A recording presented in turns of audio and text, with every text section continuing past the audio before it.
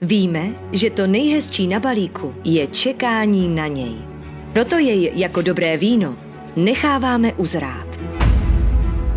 Zajistíme, aby každé doručení bylo nezapomenutelný zážitek. Já jsem doma! Já jsem doma! Já jsem doma! Počkejte! Já jsem doma! Ale já jsem vás nezastihl. Co? Každá zásilka dostane péči, kterou si zaslouží. A protože víme, že chodit na pobočku je otrava, všechny jsme je zrušili. Kdo si pro balík?